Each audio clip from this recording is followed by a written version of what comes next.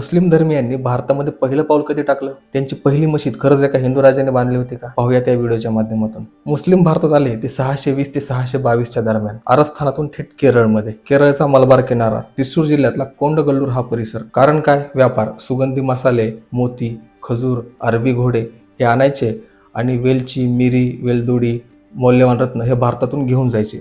610 मध्ये जेव्हा मुस्लिम धर्माची स्थापना झाली त्यानंतर अवघ्या 19 वर्षांमध्ये भारतामध्ये पहिली मशीद बांधली गेली. साल होतं 629 आणि ही मशीद बांधण्याचे आदेश ज्या राजाने दिले तो होता हिंदू राजा चेरामल पेरुमल. मलिक बिन दिनार या व्यापाऱ्याने ही मशीद बांधली आणि मशिदीला नाव दिलं चेरामल जुमा मशीद. या राजाने इस्लाम धर्म स्वीकारला होता असंही काही जण म्हणतात. या मशिदीची वास्तुकला बघितली तर हिंदू मंदिराची शैली दिसते आणि केरळच्या संस्कृतीचा अंश देखील दिसतो. गंमत म्हणजे आजही हिंदू लोक या मशिदीमध्ये दिवा लावण्यासाठी जातात. म्हणजे इस्लाम भारतात आला तो व्यापाराच्याच मार्गाने. इथपर्यंत सगळं ठीक होतं, परंतु साधारण 80 वर्षांनंतर अरबस्थानातून मोहम्मद बिन कासिम आला आणि सगळा संघर्ष सुरू झाला. त्याच्याबद्दल आपण पुढच्या व्हिडिओमध्ये बघूयात. पण हा व्हिडिओ तुम्हाला कसा वाटला ते नक्की सांगा. ऐतिहासिक विषयावरची आमची ही इंटरेस्टिंग सिरीज बघण्यासाठी सकाळला नक्की फॉलो करा.